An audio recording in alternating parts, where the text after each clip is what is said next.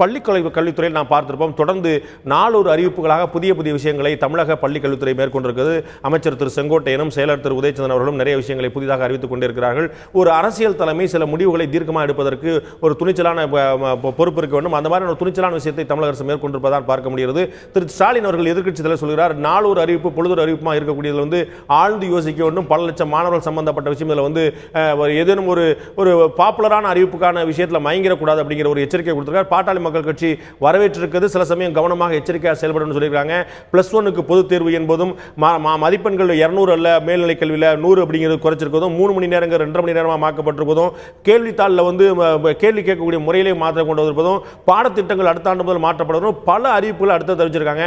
இது எல்லாமே ஆரோக்கியமான விஷயமா அல்லது கண்கட்ட பிறகு சூரிய நமஸ்காரமா, குதிரையை விட்ட பிறகு லாயத்தை பூட்டக்கூடிய கதையா என்பதை பற்றி தான் இன்றைய ஆயுதத்து நீட்சியில் நாம் விவாதிக்கிறோம். நிகழ்ச்சி இந்த பகுதியில் நம்முடைய பள்ளி கல்வித்துறை இயக்குனர் திரு இளங்கோ நம்முடைய இணைகிறார். உங்கள் நிகழ்ச்சிக்கு வரவேற்கிறேன். அதேபோல கல்வியாளர் திரு ராமசுப்ரமணியன் இணைகிறார். உங்கள் நிகழ்ச்சிக்கு வரவேற்கிறேன். அதேபோல ஆசிரியை சாமானியருடைய பிரதிநிதியாக ஆசிரியர் திரு தீபா ரவிசங்கர் இணைகிறார். உங்கள் நிகழ்ச்சிக்கு வரவேற்கிறேன். அதேபோல கல்வியாளர் திரு ஜெயபிரகாஷ் காந்தி இணைகிறார். உங்களை நிகழ்ச்சிக்கு வரவேற்கிறேன். நான் திரு ராமசுப்ரமணியன் கேட்கக்கூடிய முதல் கேள்வி, இந்த அடிப்படை மாற்றங்கள்லாம் நீங்க பார்த்த பிறகு உங்களுக்கு எழக்கூடியது ஓகே கல்வித்துறையில் சில நல்ல விஷயங்கள் நடக்குது அப்படின்னு பாக்குறீங்களா, இல்ல சும்மா வந்து ஏதோ ஆட்சியில் இருக்கிறவங்க ஏதோ அறிவிக்கிறாங்க, இது ஒரு பொலிட்டிக்கல் மூவ் மாதிரி தெரியுன்னு பாக்குறீங்களா? இல்லை ஃபர்ஸ்ட் டைம் வந்து ஒரு பொலிட்டிக்கல் வில்லோட இதை எடுத்த முடிவாக தான் நான் கருதுகிறேன். இது ரொம்ப ஓவர் டியூ. ஒன்றும் +1 +2ல் எடுத்தீங்கன்னா கடந்த ஒரு மாமாங்கத்துக்கு மேலே ஒரு சேஞ்சே கொண்டு வரல, அப்படியே மாமாங்க 12 வருஷம் அதான் சொல்கிறேன், 13வது வருஷமாகவும் வந்தாச்சு. ஆக அதில் ஒன்றுமே இல்லை. இதை வந்து நான் பல முறை பல இடத்துல வர்ச்சுவலாக கதறியே இருக்கேன், என்னடா எப்போ மாற்றவே மாட்டேங்கிறாங்களேன்னு.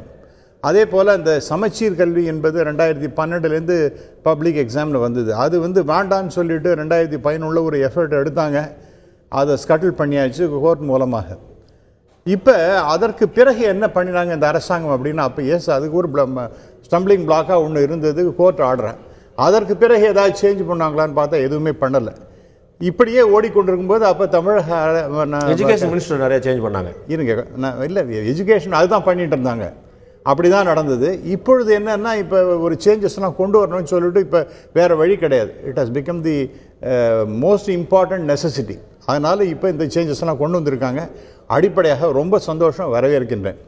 அதுவும் குறிப்பாக இந்த +1 பாடத்தை நடத்தாமையே டபாய்ச்சின்னு இருந்த இந்த ப்ரைவேட் ஸ்கூல்ஸ், நான் ப்ரைவேட் ஸ்கூல் தான் நடத்தி கொண்டிருக்கிறேன். அதனால் நானே பல முறை சொல்லியிருக்கேன், இதெல்லாம் நடத்தாமல் அவங்களுக்கு வந்து போகிறாங்க. ஏன்னா நான் வந்து சம் இன்ஜினியரிங் காலேஜஸ்லேயும் அந்த போர்ட்லேயும் இருக்கேன்.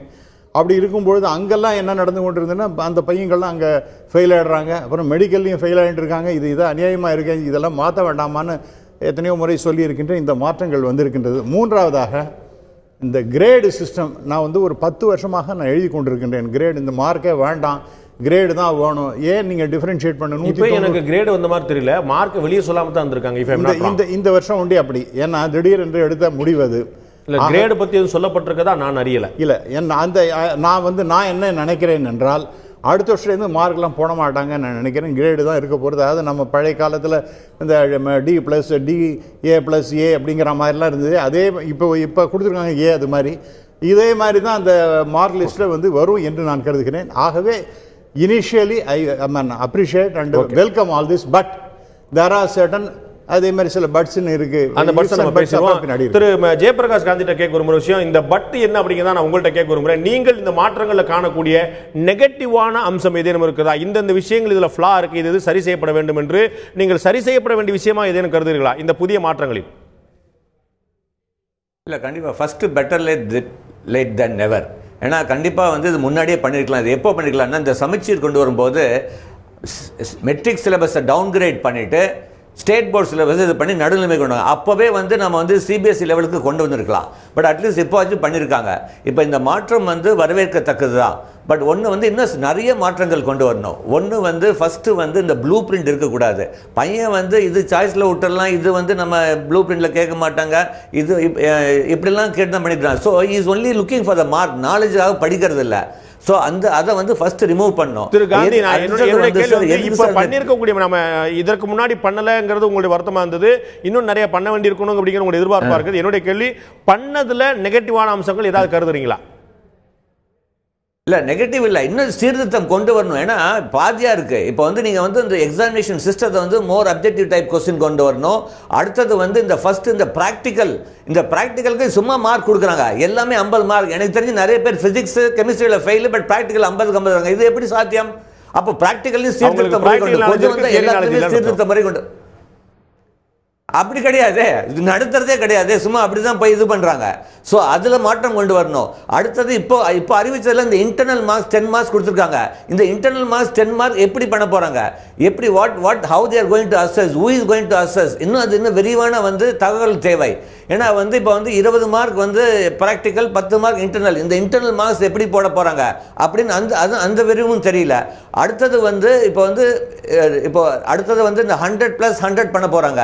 அடுத்தது இப்போ அட்மிஷன் ப்ராசஸ்ல சேஞ்சஸ் ஆகுமா, எப்படி இருக்க போகுது அப்படின்னு பேச வேண்டியதாக இருக்குது. ஏன்னா இப்போ இந்த மாதிரிலாம் குறையும் போது கண்டிப்பாக கட் ஆஃப் ஜாஸ்தி ஆகிறதுக்கு வாய்ப்பு இருக்குது. ஏன்னா 10 மார்க் இன்டர்னல் ஜாஸ்தியாகுது, ப்ராக்டிக்கலில் கண்டிப்பாக 20 வாங்கிடுவான். ஸோ இது எல்லாமே வந்து எப்படி என்ன காரணத்துக்காக பண்ணியிருக்காங்க அப்படின்னு கொஞ்சம் தெரிஞ்சால் தான் we can definitely give a very positive response or negative response. Okay, நான் திரு இளங்கோவன் பள்ளிக்கல்வித்துறையுடைய இயக்குனர் கே குருமோஷன், நீங்கள் இந்த நிகழ்ச்சியில் வந்ததில் ரொம்ப மகிழ்ச்சி. திரு ஸ்டாலின் அவர்கள் ஒரு கேள்வி எழுப்பியிருக்காரு. அரசியல் ரீதியான கேள்வியாக பார்க்க வேண்டாம், ஒரு தெரிஞ்சதுக்கான ஒரு கேள்வியாக நீங்கள் பார்க்கலாம். 2012 குழு அமைச்சு எல்லாம் ஆலோசனை பண்ணாங்கன்னு சொல்லியிருக்காங்களே, 2012 எப்போ குழு அமைச்சாங்க, அந்த குழுவில் யாரெல்லாம் இருந்தாங்க, அதை பற்றி அரசாணையிலையும் தெரியல, வெளியும் தெரியலையே. இது வந்து ஒரு முன் தேதிட்டு சொல்லப்பட்ட விஷயமா, உண்மையிலே நடந்த விஷயமாங்கிற சந்தேகம். பொதுவாக வந்து பாடத்திட்டங்கள் வந்து ஒவ்வொரு 5 ஆண்டுகளும் மாற்றப்படும். பாடத்திட்டங்களை மாற்றுகிற அந்த பணியை எஸ்சிஆர்டின்னு ஒரு நிறுவனம் நம்ம தமிழ்நாட்டில் இருக்குது. அங்கே என்சிஆர்டி இருப்பதை போல் இங்கே எஸ்சிஆர்டி இருக்குது. எஸ்சிஆர்டி நிறுவனத்தில் விரிவுரையாளர்கள், முதுநிலை விரிவுரையாளர்கள், அது டீம் இருக்காங்க. அங்கே அது வந்து கண்டினியூஸாக அந்த ப்ராசஸ் நடந்துகிட்டு இருக்கும். அது வெளியில் தெரியாது. அது வந்து இதற்காக தனியாக 2012 ஒரு குழு அமைக்கப்பட்டது. மாண்புமிகு கல்வி அமைச்சர் அவர்கள் அதில் தலைவராக இருந்தாங்க. அதில் வந்து பேராசிரியர்கள் விசிலாம் இருந்தாங்க. அதில் வந்து துணைவேந்தர்கள் 2 பேர் இருந்தாங்க. பேராசிரியர்கள் இருந்தாங்க. PS பாலசுப்ரமணியம் போன்ற பேராசிரியர்கள் இருந்தாங்க. சுப்பிரமணியம் விசி இருந்தார். பாலகுருசாமி விசி இருந்தார். ஸோ அந்த குழு வந்து வல்லுநர் குழுவாக இருந்தது. அந்த குழு தொடர்ந்து கூடி பாடத்திட்டத்தினுடைய முறைகள் எப்படி மாற்ற வேண்டும் என்று பல்வேறு நிலைகளில் கூடி முடிவெடுத்தது. இந்த முடிவுகள் எடுக்கும்போது ஒவ்வொரு முறையும் பல்வேறு விவாதங்கள், பல்வேறு கருத்துக்கள் வந்தன. கடைசியாக தான் அந்த முடிவு வந்து இப்போ 16ஆம் ஆண்டு எடுக்கப்பட்டது. இது கடந்த 4 ஆண்டுகளாக கூட்டப்பட்டு பல நேரங்களில் விவாதிக்கப்பட்டு தேர்வுகள் எப்படி நடத்துவது, பொதுவாக தேர்வு முறை என்பது தான் மிக முக்கியமானது. இந்த தேர்வு முறையை வைத்து தான் வகுப்பறை கற்றல் எப்படி நடக்கும் என்பதை உறுதி செய்ய முடியும். தேர்வு முறைகளில் வந்து ஒரு அனலிட்டிக்கலாக கேள்விகள் வரும்போது நிச்சயமாக வகுப்பறைகளில் அனலிட்டிக்கலாக அந்த தேர்வு நடக்கும். மனப்பாட முறையில் தேர்வுகள் வந்தால் அதே வந்து மனப்பாட முறையை நோக்கி போகும். ஸோ வகுப்பறையை நகர்த்துவது தேர்வு முறை. ஸோ அந்த தேர்வு முறையில் மாற்ற வேண்டும், அதனை தொடர்ந்து பாடத்திட்டத்தில் மாற்ற வேண்டும் என்ற முடிவுகள் நீண்ட காலமாக விவாதிக்கப்பட்டு பல்வேறு மாநிலங்களுக்கு சென்று, கேரள மாநிலத்துக்கு நம்ம அதிகாரிகள் போனாங்க, ஆந்திராவில் என்ன பண்ணியிருக்காங்க, ஆந்திராவுக்கு போனாங்க. நீங்கள் அந்த மார்க் மதிப்பெண்களை பார்த்தா அதெல்லாம் அதை நம்ம ஒப்பிட முடியும். பார்த்து பேசி முடிவு செய்த ஒரு முடிவாக தான் அந்த முடிவு இப்போ எடுக்கப்பட்டிருக்கு. ஓகே, இதில் வந்து +1க்கும் வந்து பொதுத் தேர்வு அப்படிங்கிற முடிவும் மேல்நிலை வகுப்பு 1ஆம் ஆண்டு 2ஆம் ஆண்டுன்னு அப்படி பிரித்து +1க்கு 100 மார்க்கு, +2க்கு 100 மார்க்குன்னு பிரிக்கும் போது ப்ராக்டிக்கலுக்கு வந்து 20 மார்க்கு, அகமதிப்பீடுன்னு சொல்லிட்டு இன்டர்னலுக்கு வந்து 10 மார்க்னு சொல்லி சொல்லும்போது ஒரு மாணவன் 35 விழுக்காடு பெற்றால் பாஸ் பண்ணிடலாம்னு உங்களுடைய இதிலே கேட்டிருக்கு. ஸோ 35 விழுக்காட்டில் 30 விழுக்காடு இங்கே ப்ராக்டிக்கலையும் அகமதிப்பீடுலையும் வந்துருமே அப்படின்னு சொல்லி சொல்லும்போது வெறும் 5 விழுக்காடு மட்டுமே பெற்றால் 70 மார்க்கில் பாஸ் பண்ணிடலாமே. இது வந்து கல்வி தரத்தை கூட்டுற மாதிரி தெரியலையே. பொதுவாக மதிப்பெண் வந்து அறிவியல் பாடங்கள் இல்லாத பாடங்களுக்கு 90 மதிப்பெண்கள் எடுத்துக்கும், 10 மதிப்பெண்கள் வந்து அகமதிப்பீடுக்கு நம்ம கொடுத்துருக்கோம். அகமதிப்பீடு என்பது வந்து வகுப்பறைகளில் அவர்களுடைய செயல்பாடு, எக்ஸ்பீரியன்ஷியல் லேர்னிங், அவர் வெளியில் போய் சில பொருள்களை கலெக்ட் பண்ணுவது, இப்போ தாவர படிக்க முடியாத மாணவர்களுக்கு கொடுக்கக்கூடிய ஒரு சலுகை என்பதை விட இப்போ வந்து தாவரவியல் படிக்கிறாரு, ஒரு 20 பிளான்ட்டோட இலைகளை எடுத்துட்டு வாங்க, அந்த இலைகளை வச்சு பார்க்கும்போது அவர் ஒரு எக்ஸ்பீரியன்ஸ் இதெல்லாம் எப்படி மதிப்பெண்கள் வழங்கப்படும் அப்படிங்கிறது உங்களுக்கு தெரிஞ்சிருக்கும். அது மிக பிராக்டிக்கல் மார்க்கும் இன்டர்னல் மார்க்கும் ரெண்டுமே வந்து அந்த ஆசிரியர் வந்து மாணவன் மீது நிறைவடைந்ததால சுலபமா 30 கொடுக்கக்கூடியது. ரொம்ப அடாவடி மாணவனா கருதுனா கை வைக்கக்கூடியது இல்லை. அதில் மிக முக்கியமாக ஒன்று பார்க்கணும். அது வந்து அதில் வந்து அதை அந்த எழுத்து மூலமாக இப்போ வந்து ஒரு மாணவனை வந்து நம்ம மதிப்பிடும்போது அவர் எழுத்து மூலமாக சொல்வதை மட்டுமே வைத்து மதிப்பிட முடியாது. அவர் வந்து சில பேர் எழுதுவதில் சிரமம் இருக்கும், ஆனால் சொல்வதில் சரியாக சொல்வார். சில மாணவர்கள் ப்ராக்டிக்கல் நல்லா செய்வார்.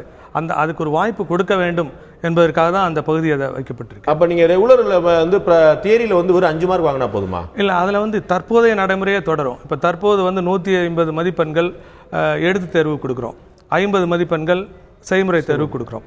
150 மதிப்பெண்களில் 30 மதிப்பெண்கள் வாங்கினா தேர்ச்சி கொடுக்குறோம். 20 விழுக்காடு வந்து அவங்களுக்கு 20% வந்து அவங்களுக்கு கொடுக்குறோம். ஸோ அதே முறை வந்து இதுலையும் வந்து நம்ம நடைமுறைப்படுத்தும். இப்போ 5 மார்க் வாங்கினங்கிற இல்லாமல் 14 மதிப்பெண்களா குறைஞ்சபட்சம் 14 பெற வேண்டும். அந்த மாதிரி தான். ஸோ அங்கே 30 முழு மதிப்பெண் வாங்கிட்டாங்க, ப்ராக்டிக்கல்லையும் அகமதிப்பெண்லையும் 30 வாங்கிட்டாங்க, இப்போ இங்கே 5 வாங்கிட்டாங்கன்னா அவங்க பாஸ் செஞ்சு இல்லை 14 வாங்குற மாதிரி தான் அதே பழைய முறையை அந்த இடத்துல தொடரும் அந்த பர்சன்டேஜ் தொடரும் சொல்லி சொல்லியிருக்கீங்க. அதே போல சமச்சீர் கல்வி வந்து இதே மாதிரி நோக்கங்களுக்காக தான் கொண்டு வரப்பட்டது. நம்ம வந்து பாடமுறையை தெளிவாக்கணும், புரிய வைக்கணும், முன்னாடி இருக்கிற விஷயங்கள்லாம் தாண்டி சிபிஎஸ்சிக்கு இணையாக வரணும். இப்போ நம்ம பேசக்கூடிய எல்லா விஷயங்களும் பேசி தான் சமச்சீர் கல்வியை கொண்டு வரப்பட்டது. அது தோல்வி அடைஞ்சிருச்சா? இந்த மாற்றம் அதை தாண்டி அடுத்த மாற்றம் கொண்டு வரக்கான தேவை என்ன? இல்லை, தோல்வி வெற்றி என்பது அல்ல. ஒரு பாடத்திட்டம் வரும்போது அன்றைய தேவைக்கு எது தேவையோ அப்போ 4 போர்டு ஒன்றா மெர்ஜ் செய்யப்பட்டது. அப்போ ஸ்டேட் போர்டு இருந்தது, Anglo Indian board, matriculation board, oriental board என்று 4 வாரியங்கள் இருந்தது. 4 வாரியங்கள் ஒன்றாக சேர்க்கப்பட்டு ஒரு சமச்சீர் கல்வி என்கிற முறை உருவாக்கப்பட்டது. பாடத்திட்டங்கள் உருவாக்கப்பட்டன. அன்றைய தேவை, அன்றைய நிலையின் அடிப்படையில் அந்த பாடத்திட்டம் உருவாக்கப்பட்டது.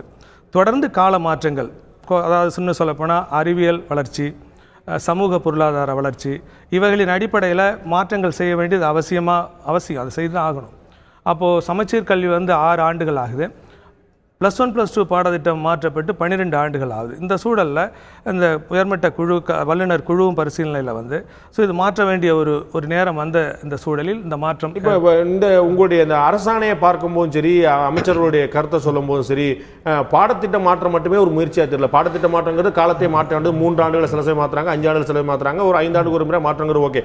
ஸோ பாடத்திட்டம் மட்டுமே இல்லாமல் ஒட்டுமொத்த பள்ளிக்கல்வியோட சிஸ்டத்தை மாற்றுங்கிற ஒரு முயற்சி போல தான் தெரியுது அவங்கள்ட்ட. அப்போ இதுக்கு முன்னாடி இந்த சிஸ்டம்லாம் தப்பா? இங்கே தான் மயில்சாமி அண்ணாதுரை உருவானார், இங்கே தான் அப்துல் கலாம் உருவானார், இங்கே தான் அறிஞர் பெருமக்கள்லாம் உருவானாங்க, இதே அரசு பள்ளிக்கூடங்களை படிச்சு, இதே பாடத்திட்டங்களை படிச்சு, இதே வழிமுறையில் தேர்வு தான் வந்தாங்க. அப்போ அதெல்லாம் ஒட்டுமொத்தமாக தப்புன்னு சொல்றது சரியான பார்வை இல்லை. அந்த பார்வையை விட அந்த மேல் நோக்கி செல்ல வேண்டும், முன்னெடுத்து செல்ல வேண்டும் என்பதுதான் நம்முடைய நோக்கம். இந்த தேவை, இன்றைய கல்விக்கூடங்களின் நிலை, மாணவர்களுடைய எதிர்பார்ப்பு, பெற்றோர்களின் எதிர்பார்ப்பு எல்லாவற்றையும் கணக்கில் கொண்டு நம்ம இந்த பாடத்திட்டத்தை கொண்டு வந்திருக்கோம். அந்த அடிப்படையில் தான் நம்முடைய மாற்றங்கள் அமைஞ்சிருக்கு. ஓகே, திருமதி தீபா ரவிசங்கர், நான் கேட்க விரும்புகிற விஷயம், +1லையும் பொதுத் தேர்வு அப்படிங்கிறது மாணவர்களுக்கும் ஆசிரியர்களுக்கும் ஒரு அழுத்தத்தை கொண்டு வராதா? இப்போ வந்து 8ஆம் கிளாஸ் வரைக்கும் ஆல் பாஸ் அப்படின்னு ஒரு சிஸ்டம் வச்சிருக்காங்க. அதனால மாணவர்கள் வந்து ரொம்ப தைரியமாக உட்காந்துருக்காங்க, ஒன்றும் பிரச்சனை இல்லைன்னு. 10th வந்தபோது ஒரு பெரிய அச்சம் வருகிறது, +2ல ஒரு பெரிய அச்சம். நம்ம ஸ்கூல் வீட்டில் என்ன சொல்லுவோம்னா, உனக்கு இனிமேல் டிவி கிடையாது, இனிமேல் விளையாட போகக்கூடாது, 10th +2 ஒரு கழுத்தை நெரிச்சு வச்சிருவோம்.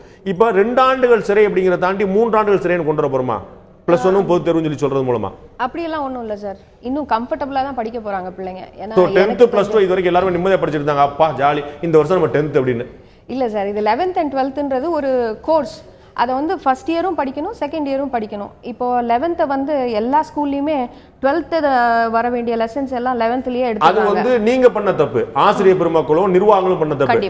நாங்க பண்ண தப்பு. மாணவர்களும் நான் என்ன சொல்றேன், எனக்கு மாணவன் நான் உட்கார்ந்துருக்கும் போது எனக்கு 10th பெரிய பர்டன். டீச்சர்ஸ் எல்லாம் சொன்னாங்க, +2 10th ஜாக்கிரதாங்க. வீட்டில் வந்து தம்பி எல்லாம் அட்வைஸ் பண்ணாங்க, தங்கச்சி எல்லாம் அட்வைஸ் பண்ணாங்க, 10th ஜாக்கிரதையா சொல்லிட்டு அந்த அளவுக்கு ஒரு அழுத்தம் தான் இருந்துச்சு. நீங்க +1 பாடத்தை +2 நடத்துறாங்க, +1 பாடத்தை நடத்தாமலே விடுறாங்க. ஆசிரியர் பெருமக்களும் பள்ளி நிர்வாகங்களும் செய்யக்கூடிய பிழை. அதுக்கு மாணவர்கள் தண்டிக்கிற நியாயம்? இது மாணவர்கள் தண்டிக்கவே இல்லை சார். இது கம்ஃபர்டபுளா அவங்க படிக்க போறாங்க. நம்ம சேஞ்ச் பண்ண வேண்டியது அசஸ்மெண்ட் தான் சேஞ்ச் பண்ணோம். டீச்சர்ஸோட டீச்சிங் மெத்தட் தான். இயல்பான தேர்வுகளுக்கும் பொது தேர்வுகளுக்கும் வித்தியாசம் இருக்குதா இல்லையா? அதுல மாணவர்களுக்கும் பெற்றோர்களுக்கும் ஆசிரியர்களுக்குமே கூட அழுத்தம் இருக்கிறதா இல்லையா? பெற்றோருக்கு அழுத்தம் இருக்கான்னு தெரியல. பசங்க வந்து இன்னும் கம்ஃபர்டபுளா படிப்பாங்கன்னு தான் எனக்கு தோணுது. கோர்ஸ் படிச்சுதான் நீங்க படிச்சு முடிச்சதுனால அப்படி தோணுது? இல்ல என் பொண்ணு இப்பதான் 11th எழுத போறா, 10th எழுத போறா. சோ நான் இதை வந்து கண்டிப்பா வெல்கம் பண்றேன். அவங்க படிக்கணும், படிச்சாதான் அது. இல்ல அவங்க படிக்கணுங்கிற மாற்றுக்கிறதுல படிக்காம போறதுக்கு பள்ளிக்கூடம் போறதுல கட்டாயம் படிக்கணும். ஆனா படிக்கிறதுங்கிறத 8வது வகுப்பு வரைக்கும் நீங்க வந்து சரியா படிக்காட்டாலும் உங்களை பாஸ் பண்ணணும். ஏன்னா குழந்தைகளுக்கு பாதிப்பு வரக்கூடாதுன்னு சொல்லிட்டு அப்படி விட்டுட்டு அப்ப கல்வித்தரத்துல பெரிய அளவுக்கு ஒரு முன்னேற்றம் கொடுக்காம 10வது வகுப்புல டப்புன்னு கழுத்தை நெரிச்சு யாரோ கேள்வி கொடுப்பாங்க, யாரோ திருத்துவாங்க, எங்கேயோ பேப்பர் வரும் அப்படின்னு சொல்லி போகும்போது ஒரு அழுத்தம். 12வது வகுப்புல மீண்டும் இன்னொரு அழுத்தம். இப்ப நடுவுல இருந்த ஒரு சின்ன ஒரு ஆறு இருந்துச்சு, அதுலயே சேர்ந்து அழுத்தம். இது அழுத்தம் இல்ல சார். இது வந்து ஒரு 11 and 12ன்னு ஒரு கோர்ஸ்.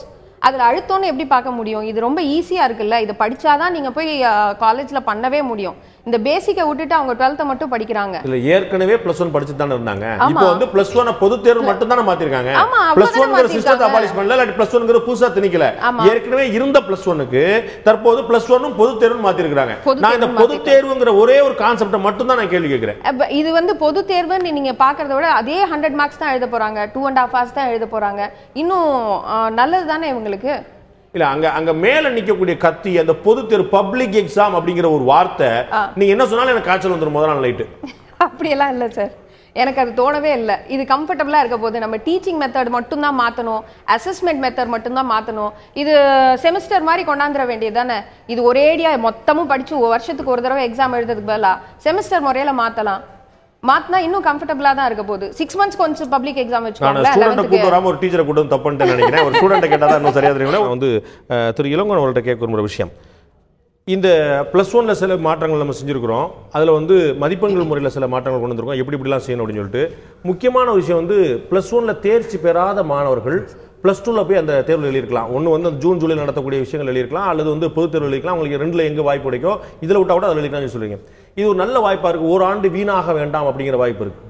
அதையே 10th கொண்டு வரக்கூடாது, அதையே 9th கொண்டு வரக்கூடாது, அதையே எல்லாரும் கொடுக்கூடாது, நோ ஃபெயில், எல்லாருமே ஆல் பாஸ், அடுத்தடுத்த வருஷம் உத்தரவாதமாக போயிடலாம்னு சொல்லிடலாமே. இல்லை, கல்வி முறையில் வந்து ஒரு 4 அமைப்புகளில் நம்ம கல்வி முறை இயங்குது. 1 முதல் 5 வரை தொடக்க பள்ளி அப்படின்னு வச்சுருக்கோம். 6லேருந்து 10 வரை இடைநிலை கல்வி அப்படின்னு வச்சுருக்கோம். 11, 12 வந்து மேல்நிலை கல்வி அப்படின்னு வச்சுருக்கோம். அதுக்கு மேலே கல்லூரி கல்வி அப்படின்னு வச்சுருக்கோம். இதுக்கு முன்னால் கல்லூரி கல்வியில் அந்த முறை இருக்குது. ஒரு மாணவர் தோல்வி அடைந்தால் அவர் வந்து அடுத்த அதை வந்து நீங்க இம்ப்ளிமெண்ட் பண்றீங்க, அதை பண்றோம், எல்லாரும் வரவேற்கிறாங்க.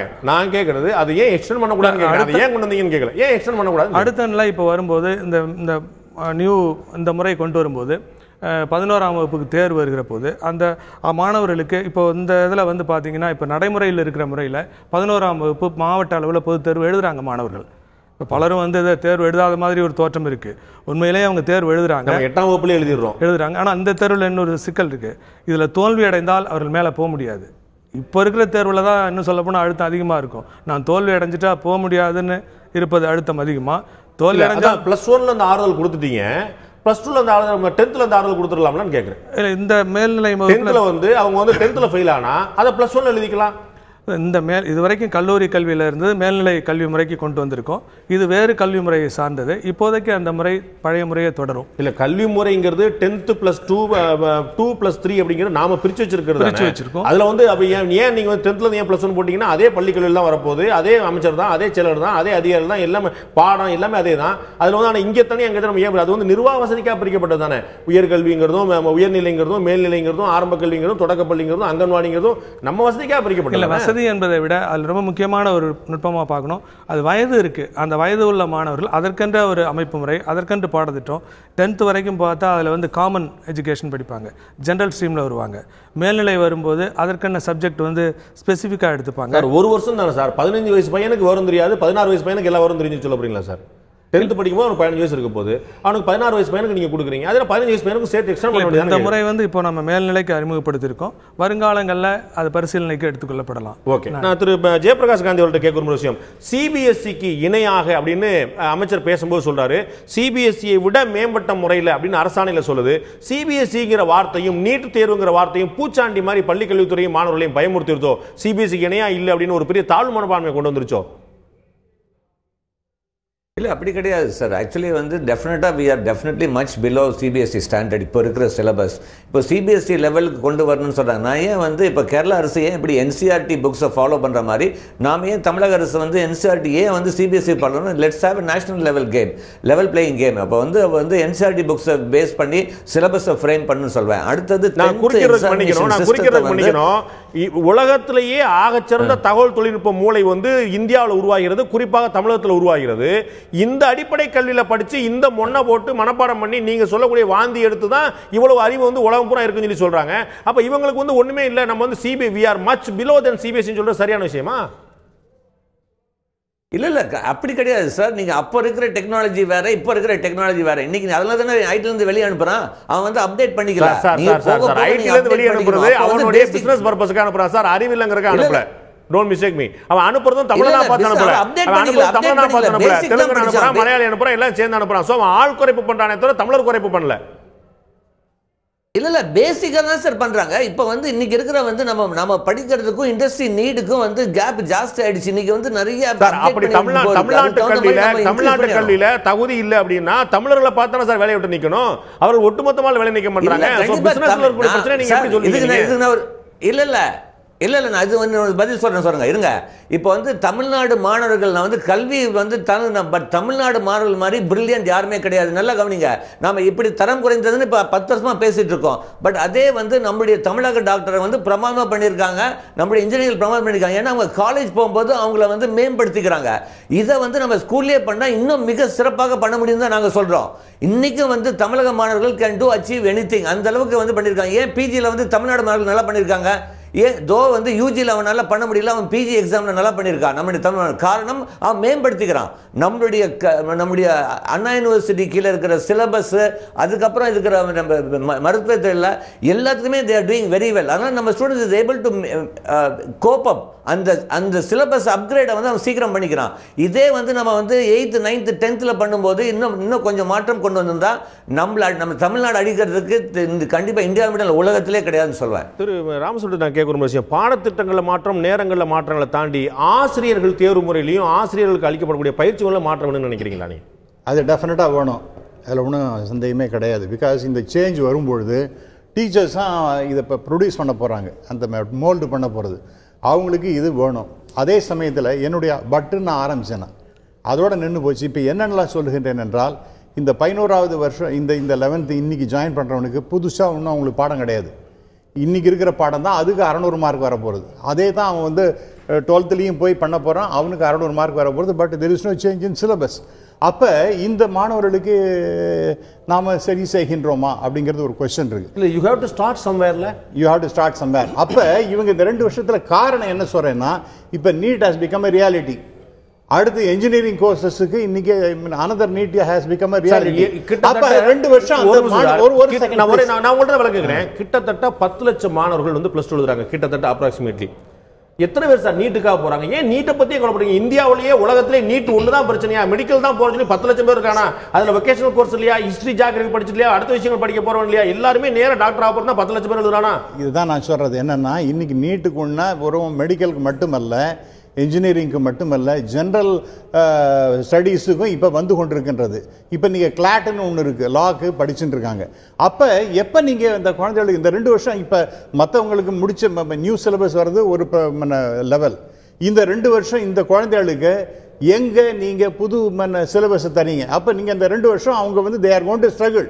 நீங்க உண்டா இல்லையா இதுக்கு நீங்க பதில் சொல்லணும். ரெண்டாவது எப்படி சார் வருது? ஏற்கனவே இருந்ததுதான் சார் படிக்க போறாங்க அவங்க. அடுத்த முறை பாடத்திட்டங்களை மாற்ற வேண்டாமா? எல்லாத்தையுமே வந்து இது ஜிஓ போட்டா மறுநாள் காலையில் வெடிக்கிற விஷயமா இது? Yes, exactly. அதனால இன்னைக்கு இவங்க ஜிஓ எல்லாம் என்ன சொல்றதுன்னா, இது பிரமாதமா இருக்கு அப்படிங்கிற மாதிரி சொல்றாங்க. நீங்க கேட்ட கேள்வியை நான் பதில் சொல்றேன். 35 மார்க் வாங்கினா சார் இந்த அது எனக்கு தெரியும்.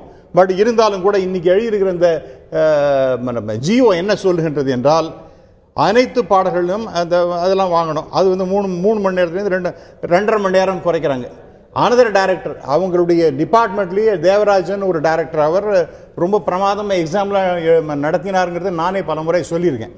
அவர் சொல்லுகின்றார், இது என்னுடைய கவலையும் கூட. அவரும் சொல்கிறது என்னன்னா, 3லேருந்து 2.5 மணிக்கு 2.5 மணிக்குன்னு கொண்டு வந்தீங்கன்னா நிறைய சப்ஜெக்ட் நீங்க கவர் பண்ண முடியாத நிலைமைக்கு வருமே. அதுக்கு நீங்க என்ன செய்ய போகிறீங்க? அவங்க கேள்வித்தாளே குறைக்கப்படுறாங்க சார். அவங்க சொன்ன அதிலே பாத்தீங்கன்னா அதற்கு ஏற்ப முறையில் பாடத்திட்டங்கள்லையும் கேள்வித்தாளையும் குறைப்பு சொல்லியிருக்காங்க. 3 மணி நேரம் 2.5 மணி நேரமா மாற்றும் போது அதுக்கேற்ற மாதிரி தான் கேள்வி 100 மார்க்குன்னு சொல்லும் போது கேள்வியுடைய எண்ணிக்கையும் குறைக்கணும்னு சொல்லிட்டாங்க. அதைத்தான் சார் சொல்றேன். அப்ப நீங்க அந்த சப்ஜெக்டை நீ குறைய போறதுன்றேன்னா, நீங்க கேள்வித்தாள நீ கேள்விகளை ஒரு புக்க படிக்கணும்னு சொல்லும் போது எல்லா பாடத்தையும் படிக்கணும் தான் சார் கணக்கு. 4ஆம் பாடத்துல இருந்து கேள்வி வராம இருக்கலாம், 8ஆம் பாடத்துல கேள்வி வராம இருக்கலாம். இப்ப என்ன பண்ணிட்டு இருக்காங்க? அவங்க 150 மார்க் இப்ப எழுதுறான் +1ல, 150 மார்க் +2ல எழுதுறான், 300 மார்க் எழுதணும், 140 எழுத போறான்.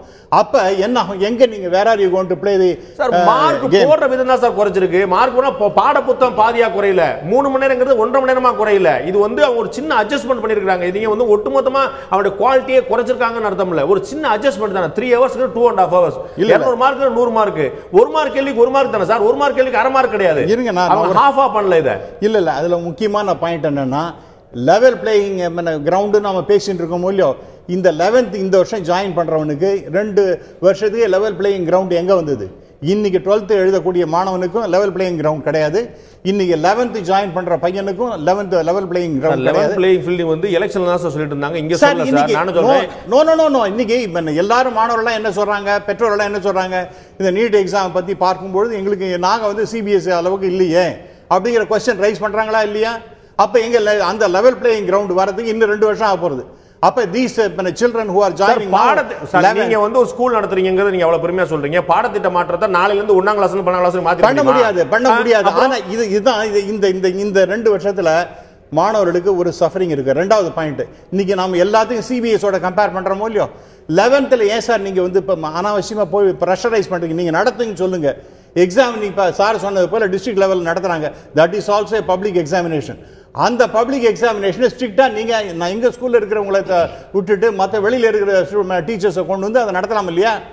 அப்படி பண்ணாம சிபிஎஸ்ல இன்னைக்கு 11th பப்ளிக் எக்ஸாம் நடத்துறாங்க சார். சிபிஎஸ்இ காப்பி பண்றதா சார் நம்ம நோக்கம். அவங்க சொல்றது சிபிஎஸ்இ ஒரு ஸ்டாண்டர்டா வச்சுட்டு அதை விட மேல பண்ணுவோம்னு சொல்லி சொல்றாங்க. எங்க சார் பண்றாங்க?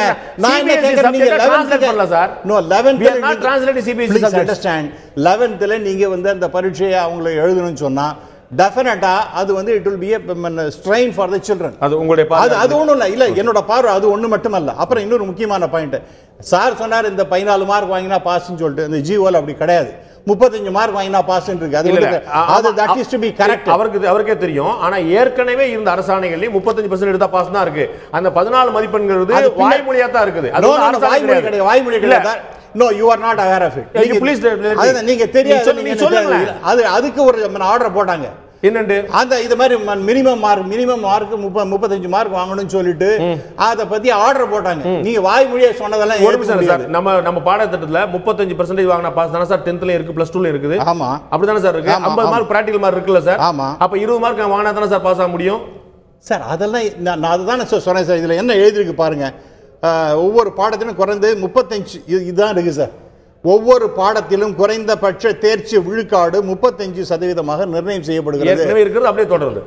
அரே பாப்ரே, நீங்க யூ ஹேவ் டு அண்டர்ஸ்டாண்ட். இது தமிழ்ல நான் சொல்றேன், நீங்க சொல்லுங்க. அப்ப என்ன பிராக்டிகல் இன்டர்னல் அசஸ்மெண்ட் அதெல்லாம் மார்க்கே கிடையாதா? அதுக்கு தான் உங்களுக்கு சொன்னாரு பள்ளிக்கல்வித்துறை இயக்குனர், உங்களுக்கு முன்னாடி தான் சொல்றாரு ஏற்கனவே இருந்த மாதிரி ரேஷியோ அப்படியே சார். அது இல்லங்கிறேன் நான். தட் கிளாரிஃபிகேஷன் முன்னாடி இருந்த போது, இந்த மெட்ரிக்ல இருந்த போது கூட 5 மார்க் 10 மார்க் வாங்கினா பாஸ் பண்ணவெல்லாம் எனக்கு தெரியும். அந்த பிராக்டிகலை வச்சுட்டு பாஸ் பண்ணவங்கலாம். அதே மாதிரி இது வந்து it needs to be corrected or clarified by the department. அதுதான் என்னுடைய பாயிண்ட் சார்.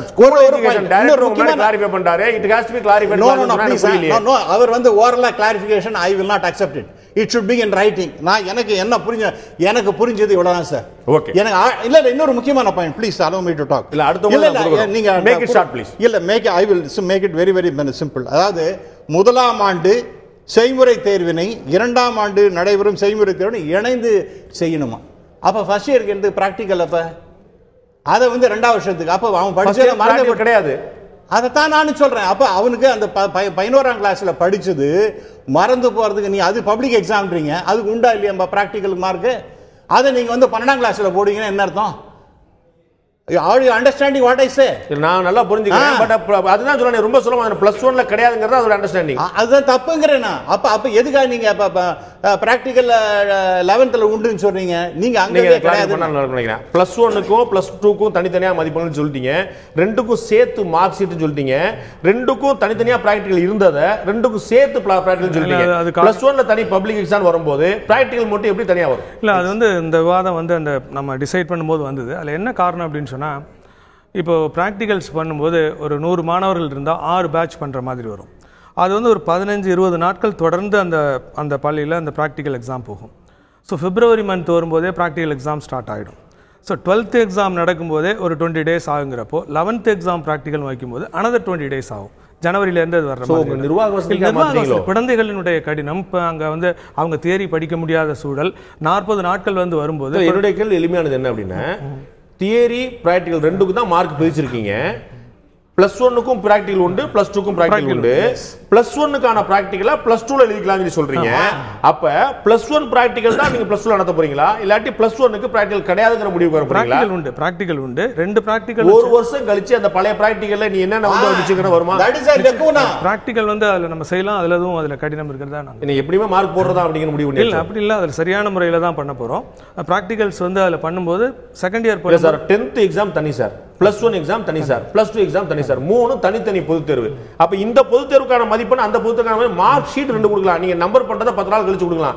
பிராக்டிகல் எக்ஸாமே ஒரு வருஷம் கழிச்சு கொடுக்க முடியும் சார். அப்ப நீங்க மார்க் எப்படி போடுவீங்க? நீங்க +1ல வேற என்ன மார்க் வாங்கினா எப்படி போடுவீங்க? இல்ல +2ல நீங்க 2 பிராக்டிகல் எக்ஸாம் நடத்தினா தான் +1க்கான பிராக்டிகல் மார்க் இது, +2க்கான பிராக்டிகல் மார்க் இது நடத்த முடியும். எக்ஸாக்ட்லி திஸ் இஸ் நீங்க ரெண்டு பிராக்டிகல் எக்ஸாம் நடத்துவீங்களா? நீங்க ரெண்டு சேர்த்து 2 கிளப் பண்ணி அந்த எக்ஸாம் 12th நடக்கும். So why don't you say very clearly +1க்கு பிராக்டிகல் கிடையாது? பிராக்டிகல் நடக்கும் +2ல பிராக்டிகல் 11th நடக்கும், பிராக்டிகல் எக்ஸாமினேஷன் 12th நடக்கும். பாடத்திட்டம் படி பிராக்டிகல் நடக்கும், இந்த எக்ஸாமினேஷன் பயிற்சி வகுப்புல நடக்கும் சார். தேர்வு தானே சார் நம்ம கணக்கு, நம்ம பாடம் நடத்துறது வந்து வேற விஷயம் சார். தேர்வு தானே சார் கணக்கு. ஏன்னா அதுக்கு 20 மார்க் உண்டு சார். அதான் சொல்ல வரேன், தேர்வுக்கு வந்து நீங்க +2 நடத்த போறீங்க சொல்லி சொல்லும்போது +1க்கு கிடையாது சொல்லி நேரடியா அடிச்சுனால குழப்பம் கிடையாது. அப்ப நீங்க 2 பிராக்டிகல் தேர்வு +2 நடத்த முடியுமா சொல்லுங்க? இல்ல 2 சிலபஸ் சேர்த்து 12th பிராக்டிகல் எக்ஸாமினேஷன் நடக்கும். அந்த 40 மார்க்ஸ்க்கு பிராக்டிகல் எக்ஸாமினேஷன் 12th நடக்கும். என்னுடைய ஹம்பிள் சப்மிஷன் டைரக்டருக்கு என்னன்னா, தயவு செய்து இது கொஞ்சம் சீரியஸா பாருங்க. இது வந்து நிர்வாக வசதிக்கா மாத்திருக்க மாதிரி தான் ஒரு யூகிக்க முடியுது. ஐ மே பி ராங். நம்ம டீச்சர்ட்ட கேட்க விரும்புற விஷயம், திருமதி தீபா இளங்கோ ரவிசங்கர், நான் அதை வந்து திருப்பி இளங்கோன்ட்டையும் கேட்க விரும்புற விஷயம், இதுல மாற்றப்பட வேண்டியது பாடத்திட்டமா ஆசிரியங்கிற ஒரு அடிப்படை சேர்ந்த திரு ராமசுப்ரமணியம் அவர்கிட்ட தான் நான் கேட்டேன். ஏன்னா 71% மாணவர்களுக்கு தான், கிட்டத்தட்ட 30% மாணவர்களுக்கு 8ஆம் வகுப்பு மாணவர்களுக்கு 2ஆம் வகுப்பு பாடத்தை, தமிழ் பாடத்தை வாசிக்க தெரியல. அந்த அளவு போரா இருக்கிறோம்னா நீங்க எஜுகேஷன் சிஸ்டத்தை நீங்க எப்படி மாத்தினா மாத்தாட்டி மாற்ற வேண்டியது ஆசிரியர்கள் இல்லையா? கண்டிப்பா சார், டீச்சர்ஸ் தான் மாறணும், அவங்களுக்கு தான் அப்கிரேட் பண்ணணும். கவர்மெண்ட் வந்து இன்னும் டீச்சர்ஸை தான் எஜுகேட் பண்ணணும்.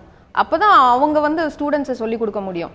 நம்ம ஸ்டூடெண்ட்ஸை குறை சொல்லியோ சிஸ்டமை குறை சொல்லியோ ஒன்றுமே பிரயோஜனம் கிடையாது. நம்ம system is always the best system. Tamil Nadu government we don't have to change it. Teachers தான் சேஞ்ச் ஆகணும், அவங்க தான் அப்கிரேட் பண்ணணும். இன்னும் அதே மாதிரி சொல்லி கொடுத்துட்டு அதை இவங்க அப்கிரேட் பண்ணாமல் பசங்களை வந்து நீங்கள் படிங்கன்னு சொல்லக்கூடாது. எப்படி அவங்க கற்றுக்கணுன்றதை வந்து இவங்க தான் சொல்லி கொடுக்கணும். இவங்களே அப்கிரேட் ஆக மாட்டேன்றாங்களே, இன்னும் அதே பழைய நிலைமையிலேயே இருந்தாங்கன்னா என்ன போய் சொல்லி கொடுப்பாங்க? திரு இளங்கோவன், ஆசிரியர்களுக்கான என்ன முயற்சி வச்சிருக்கோம்? நீங்க மாணவர்கள் மீது நிறைய அக்கறை காட்டுறீங்க, பாடத்திட்டத்தில் நிறைய அக்கறை காட்டுறீங்க. ஆசிரியர்களுக்கு நம்ம என்ன வச்சிருக்கோம்? ஆசிரியர்கள் நம்ம எப்படி சரி பண்ண போறோம்? ஆசிரியர்களுக்கு ஏதாவது பைண்டிங் வைக்க போறோமா? நீங்க வந்து எப்படி பாடம் நடத்துறீங்க, அவர்களுக்கான மதிப்பீட்டு முறை ஏதாவது கொண்டு வர போறோமா?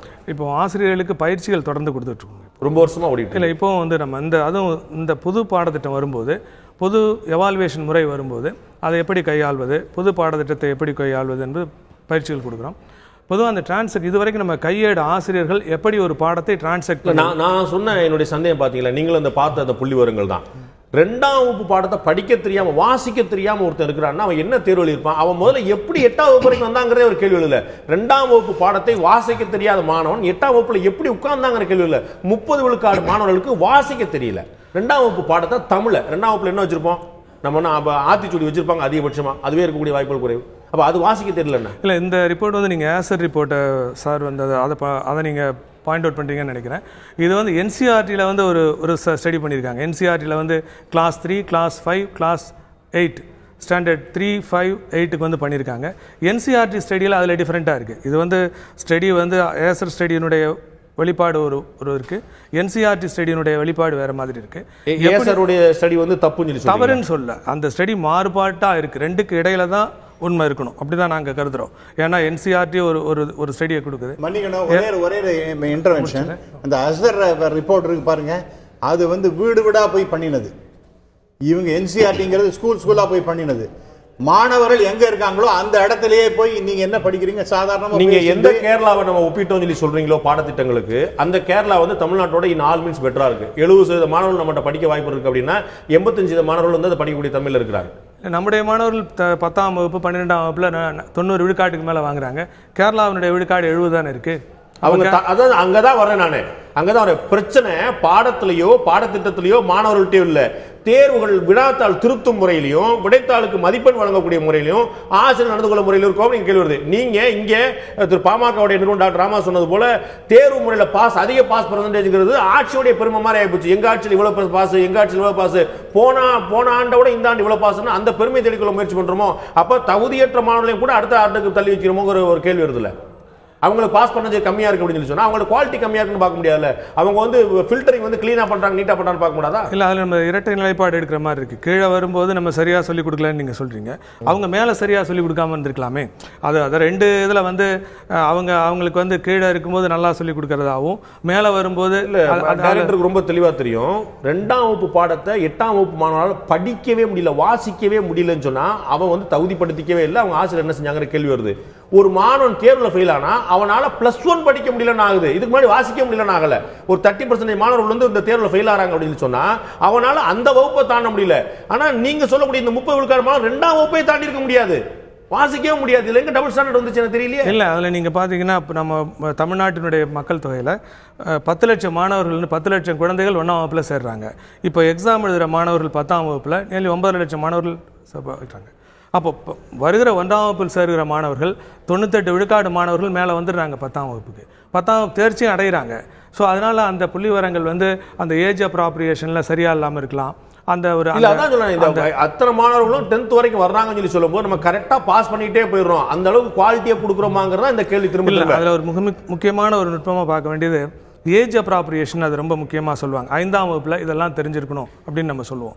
5ஆம் வகுப்பில் தெரியாத மாணவர்கள் கூட 6ஆம் வகுப்புக்கு வரும்போது கற்றுக்கொள்கிற வாய்ப்பு இருக்குது. அதனால தான் நம்ம நோ டிடென்ஷன் பாலிசி 8th வரைக்கும் நம்ம வச்சுருக்கோம். ஏன்னா குழந்தைகளுடைய லேர்னிங் அந்த ஸ்கில் வந்து ஒரே மாதிரி இருக்காது. ஒரு குழந்தை 4ஆம் வகுப்புலேயே எழுத்துக்களை வச்சு வாசிக்க கற்றுக்கும், இன்னொரு குழந்தை 6ஆம் வகுப்பு வரும்போது தான் கற்றுக்கும். அதனால அந்த 4ஆம் வகுப்பு இல்லை நான் முடிச்சிடுறேங்க சார். அதில் 6ஆம் வகுப்பு முடிக்கிற குழந்தை காலதாமதமாக கற்றுக்கொண்டாலும் பின்னால் ஒரு எழுத்தாளராக கூட வரலாம். அது வந்து காலதாமதமாக ஒரு எழுத்தாளரை உருவாக்குறதுக்கான கல்வி இங்க இல்ல. நான் அதை சொல்ல ஒரு கலைஞானி உருவாக்குறதுக்கான கல்வி இங்க இல்ல. இங்க வந்து ஒரு கிளர்க்களை உருவாக்குறதுக்கான கல்வி தான் வச்சுட்டு இருக்கிறோம் நம்ம. நீங்க சொல்லுங்க, என்னுடைய கல்வி முறையினால ஒரு கவிஞர் வந்தா நீங்க சொல்லுங்களேன். வைரமுத்து வந்ததுக்கு பள்ளி கல்வித்துறையோட பாடத்திட்டம் தான் சம்பந்தமா? வைரமுத்து உருவானதுக்கு, இளையராஜா உருவானதுக்கு தமிழ்நாட்டு பாடக்கல்வி தான் காரணமா? ஒரு வார்த்தை சொல்லி கொடுத்துருப்போம், சரிகம பதில ஒரு எழுத்து சொல்லி கொடுத்துருக்கோம் நம்ம. இன்னைக்கு நம்ம சொல்லிருக்கோம் கம்ப்யூட்டர்ல வந்து ஒரு வருடம் இல்ல அப்படின்னு சொல்லிருக்கோம் நம்ம. நம்முடைய அறிக்கையில் நீங்க பாத்துருக்கலாமே. இப்ப நம்முடைய அரசாணையில தமிழரின் தொன்மை, பண்பாடு, கலை, இலக்கியம் எல்லாம் உள்ளடக்கிய ஒரு பாடத்திட்டத்தை தான் நம்ம கொண்டு வரதா புதிய முயற்சியா இருக்குது. இப்ப அப்படிதான் நம்ம அதை கொண்டு வந்திருக்கோம். அதான் முன்னெடுத்து போக போறோம் நம்ம. ஒரே இதுதான் கொத்தாரி கமிஷனுடைய ரிப்போர்ட் இதெல்லாம் பத்தி பேசுறது. கம்ப்ளீட் பர்சனாலிட்டி டெவலப்மெண்ட் கொண்டு வந்து ஒன்றும் தப்பு நான் சொல்லவே இல்லை. அதனால இதெல்லாம் மற்ற விஷயங்கள்லாம் சொல்றாங்க. அதாவது கேம்ஸுக்கு முக்கியத்துவம் கொடுக்க வேண்டும். அதே மாதிரி உங்களுக்கு மாரல் சயின்ஸுக்கு முக்கியத்துவம், மாரல் எஜுகேஷனுக்கு முக்கியத்துவம் தர வேண்டும் அப்படிங்கிற கோத்தாரி கமிஷன் சொல்லி இதெல்லாம் கொடுப்பாங்க நான் நம்புகின்றேன். திரு காந்தி, உங்களுடைய லாஸ்ட் பாயிண்ட். சார், என்னுடைய பாயிண்ட் வந்து கண்டிப்பாக வந்து ஒன்று இன்னும் ப்ராக்டிக்கல் இந்த எக்ஸாம் சார் சொன்ன, இளங்கோ சார் சொன்ன இன்னும் கிளியர் பிக்சர் தேவைப்படுது. 2 ப்ராக்டிக்கலும் ஒன்றா பண்ண போகிறாங்களா, எக்ஸ்டெண்ட் பண்ண போகிறாங்களா, டைம் எக்ஸ்டெண்ட் பண்ணலாம், அந்த கிளாரிஃபிகேஷன் கவர்மெண்ட்ல வரணும். அடுத்தது வந்து கண்டிப்பாக வந்து இந்த சாய்ஸ் முறையை மாற்றணும். அடுத்தது வந்து ரொம்ப முக்கியம் 10th எக்ஸாம் இன்னொரு நல்ல ஸ்டெப் பண்ணணும். ஏன்னா 10th வந்து ஒரு ஸ்டாட்டிஸ்டிக்ஸ் எடுத்த 36,000 பேர் நல்ல மார்க் வாங்கினவன் 12th வரும்போது அவன் மார்க் 1000 பேர் கூட அந்த டாப் மார்க் வாங்கல. இது சம்திங் தட் இஸ் ராங். அவன் 10th அந்த 12th படிக்கும்போது சரி. ஸோ அதுலேயும் நம்ம வந்து கவனிக்க வேண்டிய விஷயங்கள் இருக்குது. இதெல்லாம் கவனித்து தீர்த்தத்துனா கண்டிப்பாக நம்ம தமிழ்நாடு முன்னேறும். நிச்சயமாக ஒரு ஆரம்பத்தில் சில குழப்பங்கள் இருக்கலாம், சில தடுமாற்றங்கள் இருக்கலாம். அது வந்து ஒரு புதிய முயற்சி. நிச்சயமாக ஒரு நல்ல முயற்சி என்பது பாதி வெற்றிக்கு சமம் என்று சொல்வார்கள். அதுபோல ஒரு புதிய முயற்சியை தமிழரசு எடுத்திருக்கிறது மீதி வெற்றியும் பெறும் என்று நம்புவோம். நிறைய அரசியல் கட்சிகள் விமர்சனம் செய்திருந்தாலும் கூட அவர்கள் ரொம்ப மென்மையான போக்கெல்லாம் விமர்சனம் செஞ்சிருக்காங்க. சில விஷயங்கள்லாம் மாற்றங்கள்லாம் வந்தால் நல்லா இருக்கும் என்று எதிர்பார்ப்புகளாக தான் இருக்கிறதே தவிர குற்றச்சாட்டுகளாக இல்லை. இந்த புதிய மாற்றங்கள் நிச்சயமாக காலத்தின் தேவையாக கருதப்படுகிறது. இது எந்த அளவுக்கு தமிழக அரசு பள்ளிக்கல்வித்துறை எடுத்து செல்ல போகிறது பொறுத்திருந்து பார்ப்போம். இந்த நிகழ்ச்சி கலந்து கொண்டு கருத்து நன்றி. பார்த்த உங்களுக்கும் நன்றி. மீண்டும் இன்னொரு நிகழ்ச்சி சந்திப்போம். அதுவரை நன்றி, வணக்கம்.